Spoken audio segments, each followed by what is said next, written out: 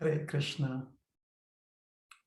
ओम ज्ञानतिमिरान्धस्य ज्ञानाञ्जनशलाकया चक्षुरुन्मिलितं येन तस्मै श्रीगुरवे नमः। श्रीचैतन्यमनोभीष्टं स्थापितं येन भूतले स्वयं रूपा कदा मह्यं ददाति स्वपदान्तिकम्। नमो विष्णुपदाय कृष्णप्रेष्ठाय भूतले श्रीमते भक्तिवेदांत स्वामी निति नामिने।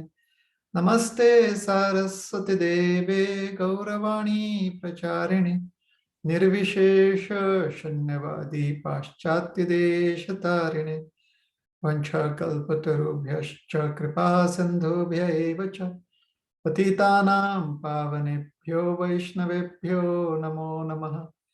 जय श्री कृष्ण चैतन्य प्रभु नित्यानंद श्री अद्वैत गदाधर शिवासादि गौर भक्त वृंद।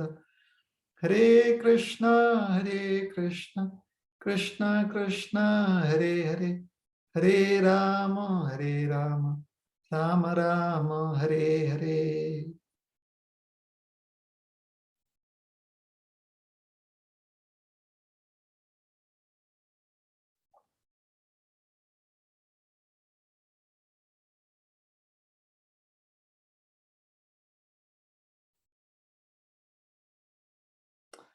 हरे कृष्णा। तो आप सभी भक्तों को श्री कृष्ण जन्माष्टमी महामहोत्सव की बहुत सारी शुभेच्छाएं और शुभकामनाएं। आज हम भगवान श्री कृष्ण के आविर्भाव आविर्भाव तिथि का उत्सव मना रहे हैं और बड़े आनंद का उत्सव है ये, क्योंकि भगवान जब भी अवतरित होते हैं तो हमारे हित में उनका अवतरण होता है, हमारे लाभ के लिए, हमारे आनंद के लिए उनका अवतरण होता है। और जब हम यह बात समझ जाते हैं तो हम भगवान के प्रति बहुत ही कृतार्थ हो जाते हैं, भगवान के बहुत ऋणी हो जाते हैं कि भगवान हमें एक अवसर दे रहे हैं कि हम उनका स्मरण कर पाए, उनका चिंतन कर पाए, उनकी सेवा कर पाए।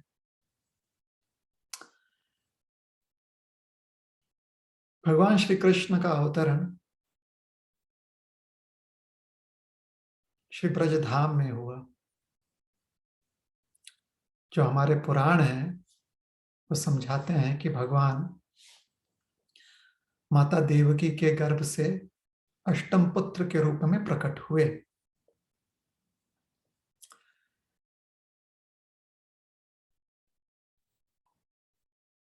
तत्पश्चात वसुदेव जी उन्हें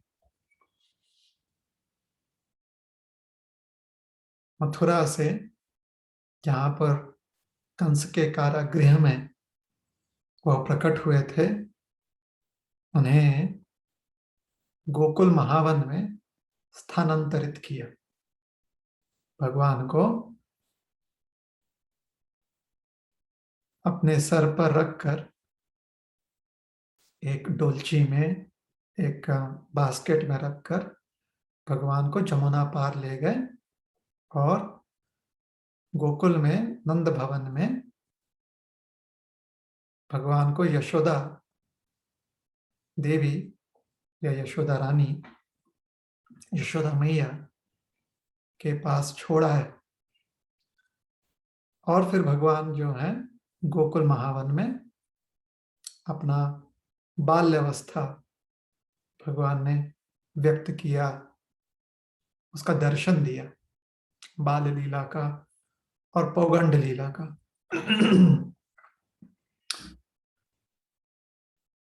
तो ब्रज में सहज ही हर व्यक्ति जो है वो भगवान से प्रेम करता है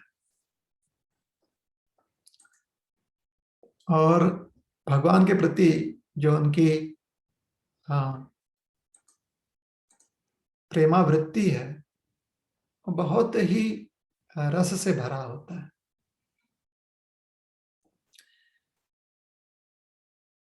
ब्रज में हर किसी का व्यवहार कृष्ण के प्रति अति प्रेम और सेवा भाव से परिपूर्ण होता है। ब्रज का हर पशु प्राणी व्यक्ति जो है भगवान कृष्ण से अनायास प्रेम करता है। इस प्रेम में उन्हें भगवान से कोई अपेक्षा नहीं होती, किंतु उनके मन में सिर्फ एक ही अभिलाषा होती है कि वो कृष्ण को, भगवान को, श्री श्याम सुंदर जी को प्रसन्न चित्त रखें। भगवान के प्रसन्नता में ही उनकी उनका आनंद होता है। ब्रज के निवासियों का, उन्हें ब्रजवासी कहा जाता है, ब्रज में जो वास करते हैं। तो ब्रज में ही एक गीत बहुत प्रसिद्ध है और आज उस गीत से हम शुरुआत करेंगे। ब्रज भाषा में गीत है, बहुत सुंदर है। शेष गणेश महेश दिनेश सुरेश हो जाहि निरंतर ध्यावै।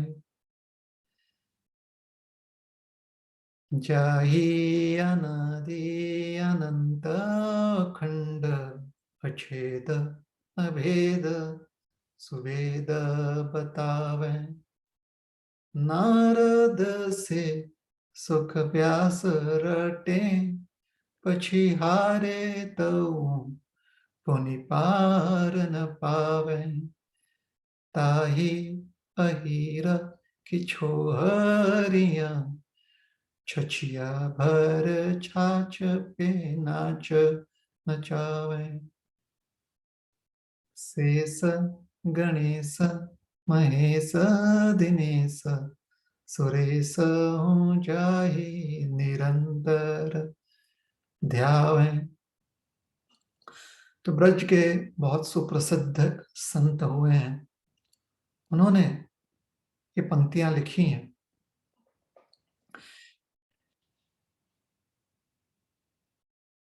इन इस सरल भाषा में जो पंक्तियों में जो विचार दिया गया है बहुत ही सिद्धांतपूर्ण है। इस संसार में बहुत ही प्रभावी या प्रभाव युक्त शक्तिशाली व्यक्तित्व हैं, जिनमें से एक है शेषनाग, जो संपूर्ण ब्रह्मांड और अनंत कोटि ब्रह्मांड को अपने फणों पर धारण किए हुए हैं। गणेश जी हैं विघ्नहर्ता। कोई भी पूजा पाठ हो या कोई भी शुभ कार्य हो तो उनके आशीर्वाद से उस शुभ कार्य में आने वाले विघ्न दूर हो जाते हैं। फिर महादेव जी तो स्वयं कितने प्रसिद्ध हैं, देवों में देव महादेव जी हैं, महेश। फिर सूर्य देव, जिनकी कृपा से ही हमें दृष्टि प्राप्त होती है, हमारे नेत्रों से हम देख पाते हैं। दिनेश कहते हैं उन्हें। दिन का समय होता है, उसका उस समय का प्रभाव उनकी कृपा से दिखाई पड़ता है, दिनेश। और फिर सुरेश, सुरेश इंद्र जी। ये सब बड़े ही प्रचंड बल बुद्धि और अद्भुत गुणों से युक्त ये सारे व्यक्तित्व हैं। और इनके जैसे और भी हैं, जैसे वरुण देव हैं, वायु देव हैं इत्यादि। पंक्तियों में समझाया जा रहा है ये सब जिनका ध्यान करते हैं वो व्यक्ति सर्वश्रेष्ठ है। वह व्यक्ति जो है ब्रजराज श्री कृष्ण। किंतु ब्रज में भगवान का जो स्वरूप है बड़ा विशेष है। ये सारे महाबली देव जब ब्रज आते हैं तो वहां पर देखते हैं कि भगवान बाल लीला में अपने जो ग्वाल बाल उनके सगे संबंधी हैं उनके साथ व्यस्त है।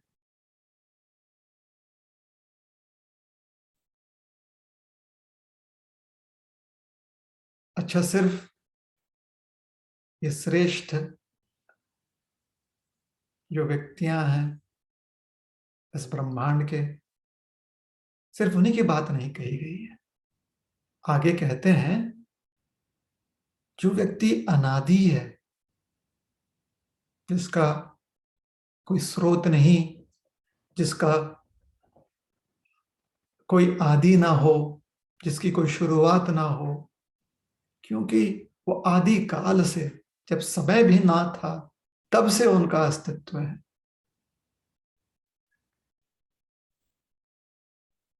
वो श्री कृष्ण है, अनंत है। आदि शुरुआत भी नहीं है उनकी और अंत भी नहीं है। कभी भी उनका नाश नहीं है, उनका दी एंड नहीं, अंत नहीं, अनंत है, अखंड है।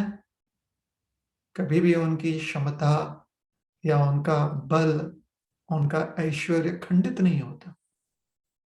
कभी भी उनका अस्तित्व, उनका चरित्र जो है खंडित नहीं होता है, अखंड है।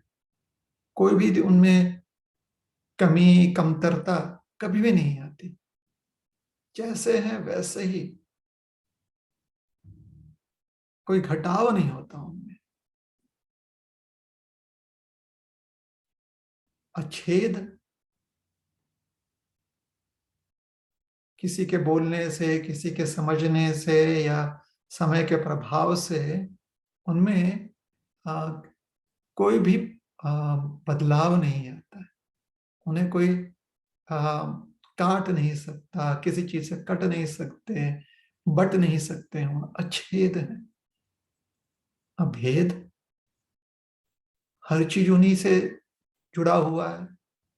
हर अस्तित्व, चाहे वो कण कण हो, चाहे वो चट्टान हो, पर्वत हो, नदी हो, कोई भी भौतिक तत्व हो, या फिर वो जीव हो, हम्म, चाहे पशु रूप में हो, प्राणी रूप में हो, मानव स्वरूप में हो, कृमि कीटक हो, हर किसी का भगवान से संबंध है।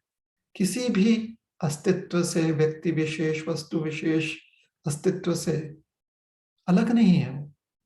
कोई चीज अलग हो भी नहीं सकती, सब कुछ उनसे जुड़ा हुआ है, सब कुछ उन्हीं में है, और वो किसी भी चीज से अलग नहीं है। अभेद कहते हैं उन्हें। और ये बात समझाता कौन है? सुवेद बतावे। सारे शास्त्र जो हैं यही बात समझाते हैं भगवान श्री कृष्ण के बारे में।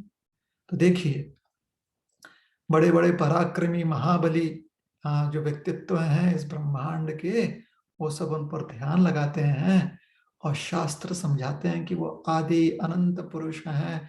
उनमें कभी कोई घटाव नहीं होता, कभी कोई कमजोरी नहीं, उनमें कोई कमियां नहीं है उनमें। और हर चीज उन्हीं से जुड़ा हुआ है, कोई भी चीज उनसे अलग नहीं है। वो सब चीज के स्रोत हैं, सब कुछ उन्हीं में समाया हुआ है, सब चीज से भिन्न होते हुए भी किसी से अलग नहीं है। तो शास्त्र ये सब बताते हैं। तो शास्त्रवाणी भी उनका गुणगान कर रही हैं। जो देव देवता गण हैं वो भी उन पर ध्यान लगाए हुए हैं, उनका उन पर आश्रित हैं। अब नारद से सुक व्यास, जो ऋषिगण हैं, महर्षि हैं, देवर्षि हैं। नारद जी देवर्षि हैं, सुखदेव गोस्वामी सुक, ये महर्षि हैं, व्यासदेव महर्षि हैं। सुखदेव जी, सुखदेव गोस्वामी त्यागी हैं।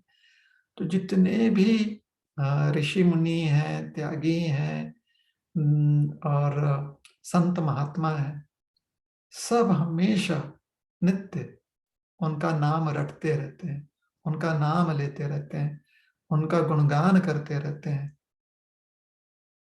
पछारी तो पुनि पार न पावे, वही सब चीज का, हर हर व्यक्ति का वो आश्रय स्थान है। उनके चरण कमल जो है, हाँ, आश्रय स्थान है। और जब ये सारे महात्मा, ये श्रेष्ठ गण, श्रुति जो शास्त्र हैं, जब व्यक्ति स्वरूप धारण करके शास्त्र आते हैं, या जितने देवता हैं जब वो ब्रज आते हैं, तो उन्हें क्या दर्शन प्राप्त होता है? भगवान जो है अपने बाल्यावस्था में जो गोपिकाएं हैं, उनके कहने पर, उनके आदेशानुसार कृति करते हैं, कार्य करते हैं। अहीर की छोकरियां, अहीर मतलब ग्वाल, ग्वाल समाज। छछिया बर छाछ पे नाच नचावे, ग्वाल समाज है। तो छाछ, जो ग्वाल समाज होता है, ग्वालों का समाज होता है, उसमें दही दूध छाछ, ये अनंत मात्रा में होती है, असीमित मात्रा में। तो इतना छाछ है, इतना दही माखन है, फिर भी थोड़े से दही माखन के लिए छोटे बाल गोपाल जो हैं, छोटे लाला जो हैं, वो उनकी बात सुनते हैं, उनके कथनी अनुसार, उनके निर्देशन निर्देशन अनुसार वो जो है कार्य करते हैं और नचाती हैं भगवान को, नाच नचावे। तो बहुत सुंदर ये पंक्तियां हैं। एक बार फिर हम गाएंगे, उसके बाद थोड़ी सी चर्चा और करेंगे उस पर। तो ध्यान से सुनिएगा। शेष गणेश महेश दिनेश सुरेश ह्यू जाहि निरंतर ध्यावे, जाहि अनादि अनंत खंड छेद अभेद सुबेद बतावे। नारद से सुख व्यास रटे, पचिहारे तो पुनि पार न पावे।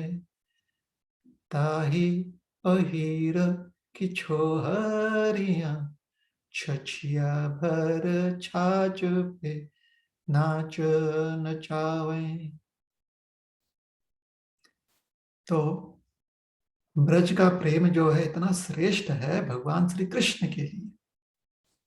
ब्रज प्रेम जो है ना, ब्रज में, वृंदावन में जो प्रेम की परिभाषा की गई है या समझाई गई है, वो ये है कि हर कोई सिर्फ कृष्ण से प्रेम करते हैं। उनका एक दूसरे के प्रति भी जो प्रेम है, वो इसलिए है क्योंकि भगवान कृष्ण से हर एक का संबंध है। आजकल इस संसार में एक दूसरे के प्रति जो भावनाएं होती हैं, उसको लोग प्रेम कहते हैं। और फिर अक्सर एक संसार में क्या देखा जाता है? इस संसार में लोग ऐसे तथाकथित प्रेम के प्रेम में जब कभी मन मुटाव हो जाता है, और अक्सर मन मुटाव हो जाता है, तो फिर वो उन्हीं संबंधों के में जब मन मुटाव आ जाता है, तो उसके कारण दुखी हो जाते हैं। ब्रज में कभी ऐसा नहीं होता। ब्रज में हर कोई जो है हमेशा कृष्ण से सिर्फ प्रेम ही करते हैं। कभी किसी को कृष्ण से कोई कृष्ण के प्रति तिरस्कार नहीं करता है। कृष्ण के व्यवहारों से दुखी होकर कोई कृष्ण का तिरस्कार नहीं करता, कृष्ण को कोई त्यागता नहीं है। इस संसार में जो एक दूसरे के प्रति संबंध होते हैं, उसको प्रेम की परिभाषा देकर हमसे अक्सर यह गलती हो जाती है कि हम उसकी कमियों को देख नहीं पाते। हम ये नहीं समझ पाते कि ऐसे संबंधों का जिसको हम प्रेम के परिभाषा में ढाल लेते हैं, ऐसे संबंधों का एक आदि और अंत होता है। उसकी शुरुआत होती है जब संबंध की शुरुआत होती है, और उसका अंत होता है जब संबंधों का अंत हो जाता है। तो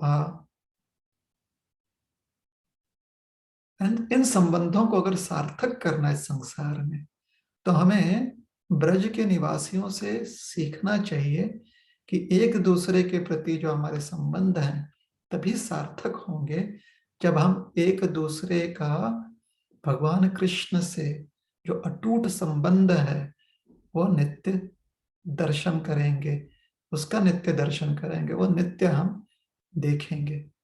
तब जाकर आपसी संबंध में जब कभी मन मुटाव हो जावे तो तिरस्कार नहीं करेंगे, क्योंकि हम जानते हैं कि हमारा और अन्य व्यक्तियों का भगवान के साथ संबंध है, और जिसका भगवान के साथ संबंध होता है उसकी कभी तिरस्कृति नहीं होती, उसका कभी त्याग नहीं किया जाता, उसके साथ हमेशा जुड़ के रहा जाता है। तो मन में तिरस्कार की भावना नहीं आएगी। भले ही समय के प्रभाव से चीजें छूट जाएं, लेकिन मन खिन्न नहीं होगा ऐसे संबंधों में, या ऐसे संबंधों में जो कभी कभार उतार चढ़ाव होता है उसके वजह से। संसार में तथाकथित जो बुद्धिमान व्यक्ति होते हैं, तथाकथित, क्योंकि उनके पास कुछ ज्ञान होता है, कुछ डिग्रियां हो जाती हैं, तो अपने आप को बुद्धिमान मानने लगते हैं। ऐसे तथाकथित बुद्धिमान या बुद्धिजीवों के दृष्टिकोण को साधारण व्यक्ति भी स्वीकार लेते हैं, और ऐसे ही समाज में फिर एक धारणा बन जाती है। संत महात्मा हमें समझाए हैं जो वास्तव में जिनकी बुद्धि बहुत शुद्ध है, तीक्ष्ण है, जिन्हें संत कहते हैं, महात्मा कहते हैं, वो समझाते हैं कि संसार में जब आपस में हम व्यवहार करते हैं तो उन व्यवहारों में जो भावनाएं होनी चाहिए, और जब भगवान से संबंध देखते हुए जो व्यवहार करते हैं उसमें जो भावना होनी चाहिए, उसमें अंतर है। दो चीज है, देखिए, एक है कि आप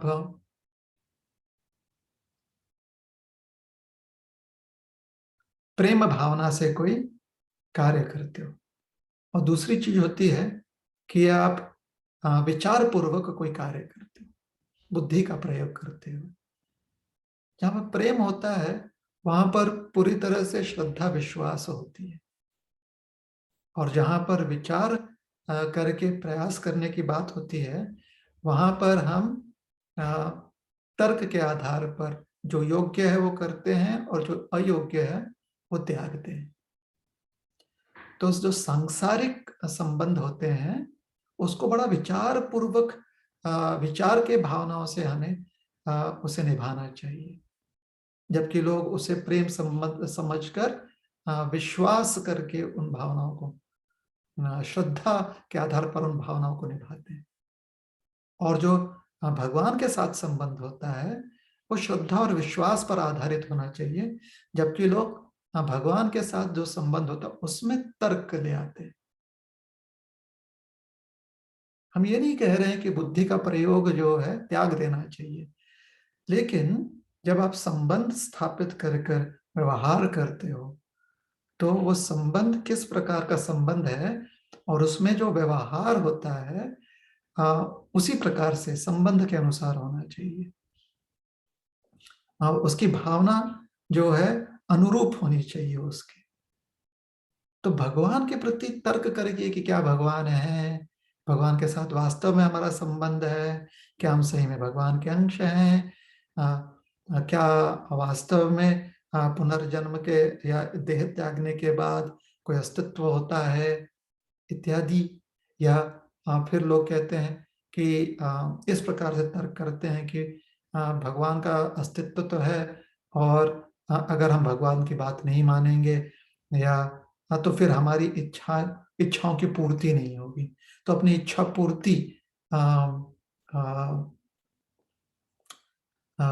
इच्छा पूर्ति होए इसलिए भगवान से संबंध स्थापित करते हैं।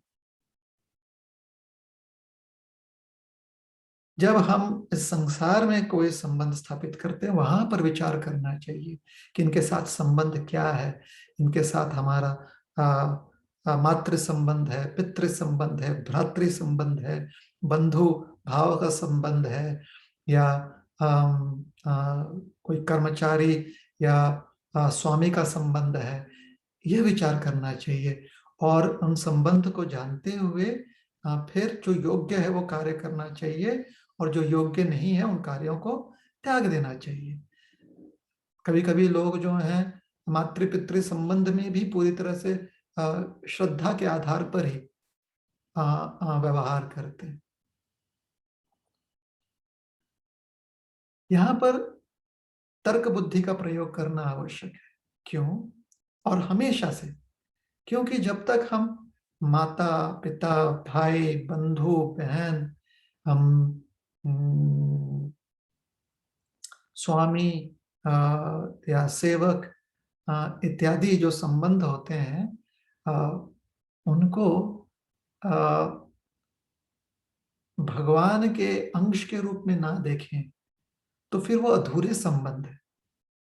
अगर सोचिए किसी वृक्ष के पत्तियों को, फल को, फूल को खाली हम उनके प्रति ध्यान दें और जो मूल है, जो जड़ है, उसके बारे में कुछ ना देखें, उसका संबंध ना देखें, इन फूल पत्तियों के या डालियों से संबंध ना देखें मूल का, जड़ का, तो बहुत बड़ी गलती हो जाएगी।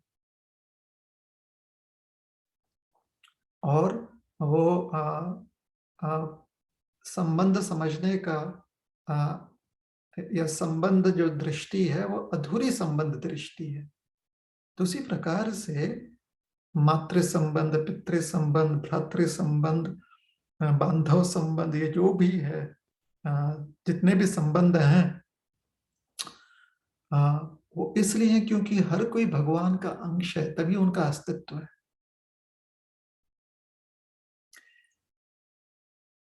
इस ज्ञान में जो योग्य है वो करना चाहिए। योग्य क्या है? उनकी सेवा करना है, उनके प्रति अपना कर्तव्य निर्वाह करना है, वो सब कीजिए। क्यों?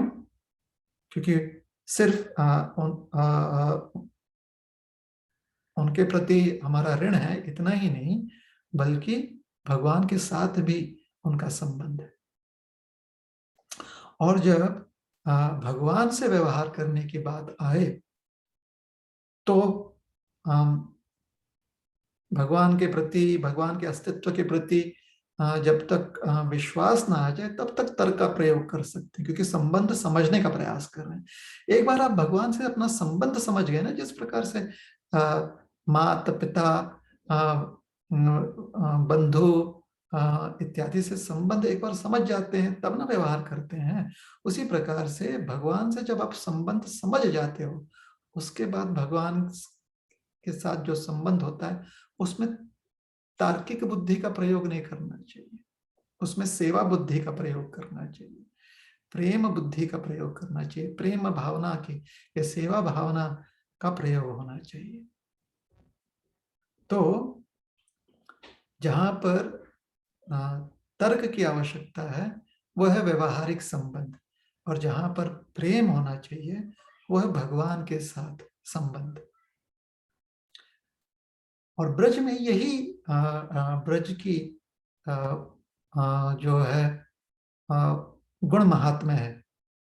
ब्रज में ब्रज का जो महात्म्य है या जो गुण है क्या है कि सब, हर कोई जो है भगवान से सहज प्रेम करता है।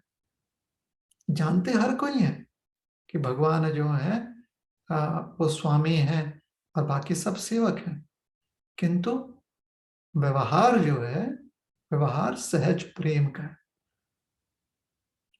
और क्योंकि सहज प्रेम का व्यवहार है, इसी उसी कारण से भगवान भी परस्पर व्यवहार करते हैं। ये यथा माम प्रपद्यन्ते ताम तथैव भजाम्यहम्। तो जब तक ये संबंध मूल रूप से हमारे हृदय में स्थापित ना हो जाए, क्योंकि अभी हमारे हृदय में बहुत सारी आशंकाएं होती हैं, बहुत सारे हमारे हृदय में, मन में संशय है, विशेष करके हमारे अस्तित्व और भगवान के अस्तित्व को लेकर। तो तरह से भगवान के साथ संबंध जो हमारा नित्य संबंध है, वो पुनः संपूर्ण रूप से और एकदम सुचारू रूप में स्थापित नहीं हो जाता, तब तक हमें ज्ञान के आधार पर सही मार्ग पर चलते रहना चाहिए। और जब वो संबंध स्थापित होता है तो वही ज्ञान का स्वरूप हो जाता है सेवा। वही ज्ञान जो है, जो पहले हमें तर्क के आधार पर योग्य अयोग्य चीजें समझाता था, वही ज्ञान जो है जब संबंध स्थापित हो जाता है भगवान के साथ, मतलब जिसे कहते हैं ना 24/7, 24 घंटे भगवान के साथ हमारा नित्य संबंध ही हमें समझ में आता है या उसका ही चिंतन होता है, तो उसे कहते हैं संपूर्ण रूप से संबंध स्थापित होना। तो वहां पर वही ज्ञान जो है कि हमारे भगवान है या हमारे स्वामी है, वो सेवा स्वरूप धारण कर लेता है। वहां पर हम अपनी वैयक्तिक अभिलाषा जो है वो नहीं देखते हैं, क्योंकि वो गौण हो जाता है। भगवान की सेवा जो है वही बस एकमात्र हमारा लक्ष्य बन जाता है या हमारा उद्देश्य बन जाता है।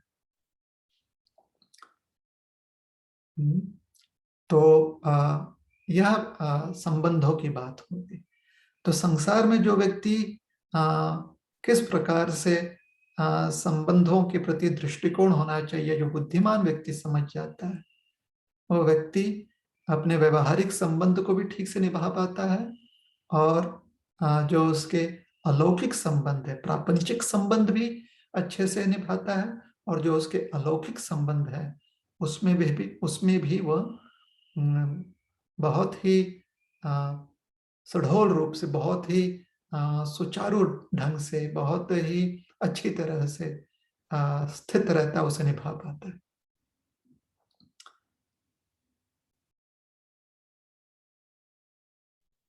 हमें यह बात तो स्वीकारनी होगी कि वर्तमान में हमारा जो अस्तित्व है वो थोड़ा सा व्यवहारिक जो लोभ लालच है उससे रंजित है, उससे जो है वो प्रभावित है। जो लौकिक लोभ लालच है उससे प्रभावित है हमारा स्वभाव भी और हमारा मन भी। इसलिए भगवान के अस्तित्व को जानते हुए भी उस अस्तित्व का साक्षात्कार प्राप्त होने में हम अपने आप को रोके रहते हैं, क्योंकि अभी भी मन में थोड़ा सा भौतिक आनंद के प्रति एक लिप्सा है, एक आकर्षण है, एक तृष्णा है।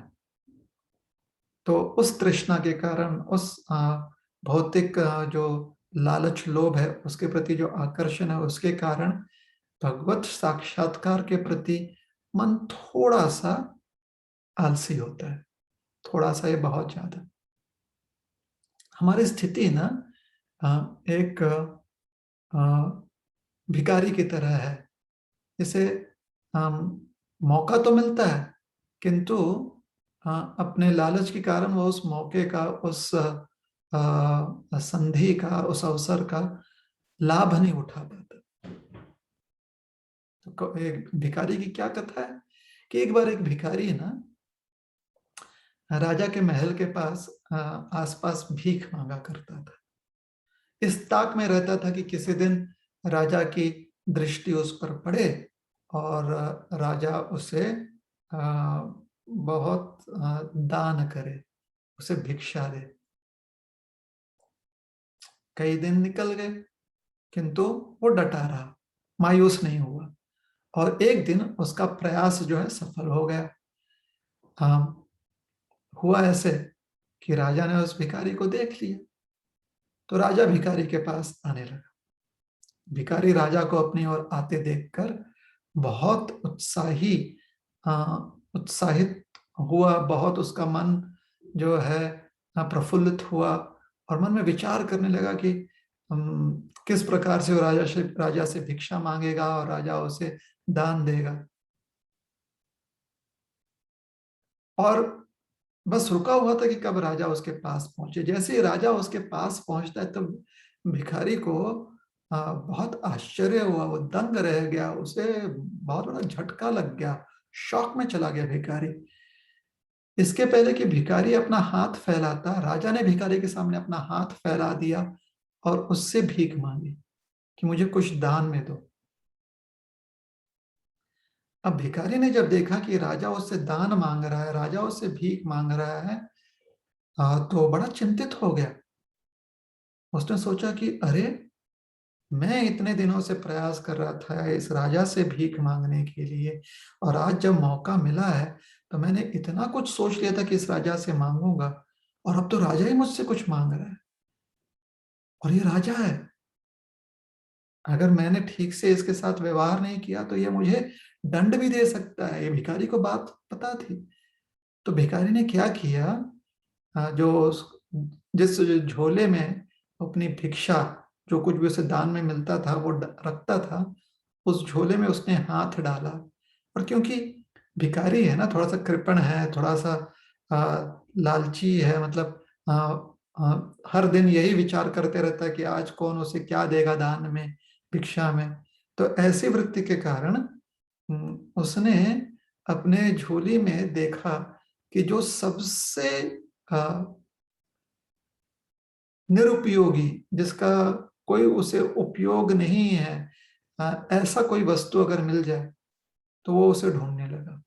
और उसने ऐसा ही कोई वस्तु निकाला, कुछ तो ऐसा ही कुछ दान, कुछ ऐसी कोई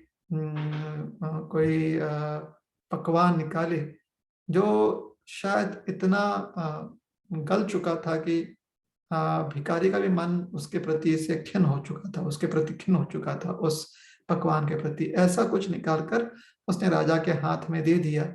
उसके पीछे भी उसका कारण था कि वो शायद सोच रहा था भिखारी कि राजा अब देखेगा कि उसके पास देने के लिए इतना खराब चीज है तो राजा को दया आ जाएगी, और राजा तो उसे लगेगा ठीक है, इस भिखारी की स्थिति कुछ बहुत ही खराब है, तो राजा उसे शायद राजा का मन बदल जाए और कुछ बहुत अच्छा दान दे दे। तो उसमें भी भिखारी जो है अपना किस प्रकार से वह अपना लाभ निकाल सके ये विचार कर रहा था। ध्यान दीजिएगा, बहुत सारे लोग इस संसार में भगवान के समक्ष ऐसे ही मनस्थिति लेकर पहुंचते हैं और अक्सर भगवान के सामने हाथ फैलाते हैं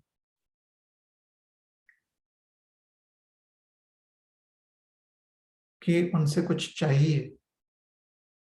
और निश्चित रूप से क्योंकि हम भगवान पर आश्रित हैं तो हमेशा भगवान से हम प्रार्थना निश्चित रूप से कर सकते हैं, ऐसे नहीं कि कोई गलत बात है। किंतु भौतिक अभिलाषाओं से जब हमारा हृदय पीड़ित होता है ना, तो उस समय हम सिर्फ अपने प्रापंचिक लोभ को ही देख पाते हैं। जो प्रपंच में हमें अभिलाषाएं होती हैं, लालच होती है, लोभ होता है, वही हम समझ पाते हैं। तो भिखारी ने भी वैसे ही अपना ही लोभ देखा कि शायद राजा का मन पिघल जाए कि अरे बेचारा ये भिखारी, इसके पास तो कुछ अच्छी अच्छा कुछ दान वस्तु है ही नहीं, कुछ अच्छी भिक्षा है ही नहीं। तो राजा जो है उसे बहुत सारा धन संपत्ति दान दक्षिणा कुछ दे दे। तो राजा ने उससे वो भेंट स्वीकारी और राजा वहां से चल पड़ा। अब भिखारी का मन जो है और दुखी हो गया कि राजा तो कुछ लेकर गया, देने के बजाय कुछ लेकर चला गया। तो आप जानते हैं कि कभी कभी जब हमारे पास ऐसी विचार बुद्धि होती है ना, ऐसी हमारे पास ऐसा हमारा स्वभाव होता है, तो अगर हम कोई ऐसे भी वस्तु किसी को दे देते हैं जिसका हमें कोई उपयोग नहीं है, तो उसके लिए भी हमें दुख होता है। तो उस भिखारी का मन बड़ा दुखी हो गया, और वो निराश हो गया। कुछ समय पश्चात एक व्यक्ति उस भिखारी से मिलने आया। उसके हाथ में एक पोटली थी। उस व्यक्ति ने उस भिखारी को पोटली दी थी। उस पोटली में कुछ रोटी कुछ सब्जी ऐसा भरा हुआ था। उसने कहा कि राजा ने आपको ये दिया है। तो भिखारी ने जब वो देखा तो उसने सोचा कि अरे, इतना अच्छा अवसर था, इतना श्रेष्ठ व्यक्ति हमारे पास आया, लेकिन बदले में हमें एक तो हमें कुछ देना पड़ा, निराश भी हो गए, और कुछ समय बाद कुछ भिक्षा मिली भी तो बस रोटी सब्जी मिली। तो भिखारी था, वो किसी चीज को फेंकता तो है नहीं, तो उसने वही रोटी सब्जी रख ली। और फिर शाम के समय जो रोटी सब्जी और बाकी कुछ उसे दान में मिला था वो लेकर भोजन करने बैठा। तो जब झोली खाली की तो उसमें से एक छोटा सा सोने का एक मोहरा उसे मिला, एक मोहरा छोटा सा, वही पोटली में जो राजा के यहाँ से आया था। और भिखारी ने सोचा, ओह, राजा ने हमें एक सोने का मोहर दिया है। और फिर भिखारी विचार करने लगा कि शायद राजा देख रहा था कि मैंने उसे क्या दिया। जैसी मेरी वृत्ति थी वह देखकर राजा ने वैसे ही अपनी प्रतिक्रिया व्यक्त की, प्रति व्यवहार दिखाया राजा ने। मैंने तो सबसे जो निम्न वस्तु मेरे पास थी, क्योंकि वह मैंने राजा को दी, तो बदले में मुझे निम्न मात्रा में सोना प्राप्त हुआ। नहीं तो राजा के पास तो बहुत सोना है। तो ये कहानी बहुत ही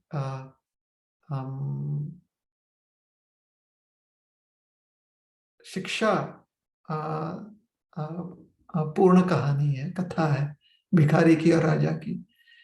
कि कभी कभी हम भगवान के पास जब जाते हैं ना, तो सेवा रूप में हम भगवान को वह प्रदान करते हैं जो वास्तव में शायद हमारे जीवन में उसका मूल्य अति गौण हो। अपने बहुमूल्य जिन वस्तुओं को हम समझते हैं, वो सेवा रूप में भगवान को समर्पित नहीं कर पाते, वो शायद हम अपने लिए रखते हैं। तो हमारे इस व्यवहार से हमें ही पहचान हो जाए, तो भगवान भी प्रति व्यवहार कैसे करते हैं, जिससे कि हमें अपना व्यवहार समझ में आए कि हम कितने कंजूस हैं। भगवान के यहाँ से तो सोना आता है, मतलब उनका, भगवान का जो आशीर्वाद है वो तो स्वर्ण स्वरूप आशीर्वाद ही होगा, किंतु मात्रा उसकी जो है उतनी होगी जितनी मात्रा में हमने अपने संकुचित मन को प्रदर्शित किया था। ये यथा माम प्रपद्यन्ते तांस तथैव भजाम्य हम। भगवान देखिए अवतरित होते हैं, विग्रह के रूप में अवतरित होते हैं, हमें सेवा का अवसर मिले, इसलिए कितने ही विविध स्वरूपों में भगवान अवतरित होते हैं। शास्त्र में कहा गया है कि भगवान सिर्फ अपने भक्तों के साथ प्रेम का संबंध व्यवहार होए इसलिए अवतरित होते हैं। मद्भक्तानां विनोदार्थम करोमि विविधा क्रिया। भगवान कहते हैं मद भक्ता नाम विनोदार्थ, मतलब मेरे भक्तों के आनंद के लिए करोमि विविधा क्रिया, मैं अलग अलग स्वरूपों में आकर क्रिया करता हूं। तो भगवान आए हैं और भगवान हमसे मानो भगवान हमसे कुछ मांग रहे हैं। क्या मांग रहे हैं? बस हमारी शुद्ध चेतना। जब हम भगवान के प्रति सेवा भाव और सेवा अर्पण करने आते हैं या सेवा अर्पण करना चाहते हैं तो अति शुद्ध होए, बस इतनी ही अपेक्षा है भगवान की। लेकिन भगवान की इस अपेक्षा में हमारा लाभ है, क्योंकि जब हम ऐसा शुद्ध व्यवहार व्यक्त कर लेते हैं तो हमें अपने ही स्वभाव के का परिचय होता है कि शुद्ध चेतना क्या होती है, उसका हमें परिचय होता है, उसका हमें दर्शन होता है कि हमारी शुद्ध चेतना कैसी होती है। तो हालांकि भगवान हमसे अपेक्षा यह रख रहे हैं कि हम उनको शुद्ध भावना में सेवा अर्पण करें। लाभ हमारा ही है, क्योंकि हमें अपनी पहचान हो जाती है, हमें अपना शुद्ध चरित्र जो है उसका दर्शन हो जाता है। मानो जैसे कि दर्पण में अपना स्वरूप देख रहे हो, शीशे में अपना स्वरूप देख रहे हैं। तो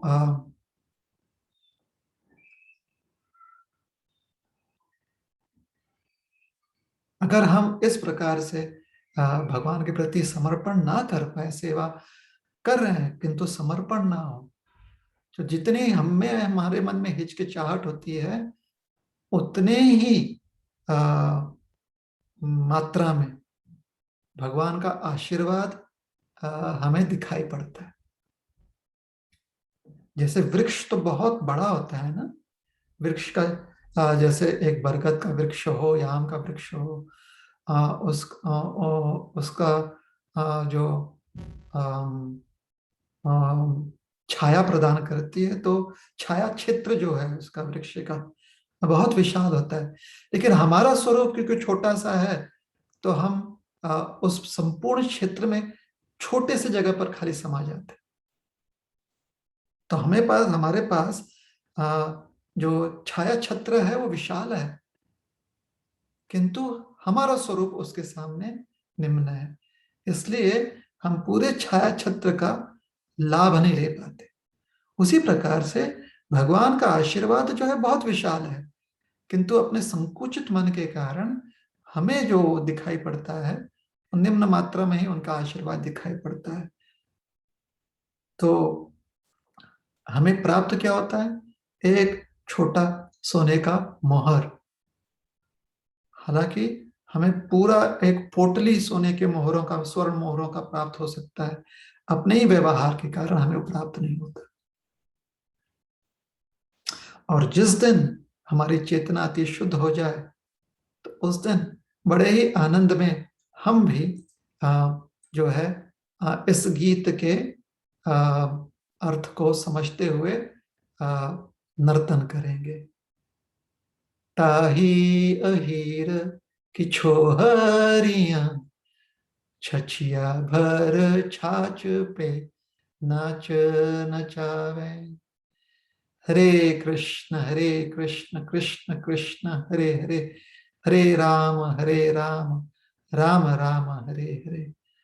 तो आज इस सुंदर अवसर पर हम सब यही प्रार्थना करते हैं कि श्री भगवान हमें सद्बुद्धि प्रदान करें, जिससे कि उनसे हम प्रेममय संबंध स्थापित कर लें और इस प्रेममय संबंध के आश्रय में प्रेममय सेवा कर सके भगवान की।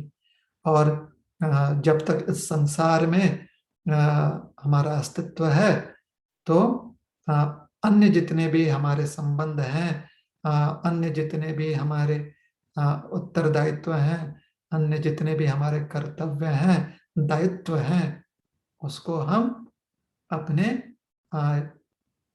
योग्य बुद्धि से उस व्यवहार को निभा पाए। बहुत बहुत धन्यवाद। श्री कृष्ण भगवान की जय। जन्माष्टमी महापर्व की जय। हरे कृष्ण।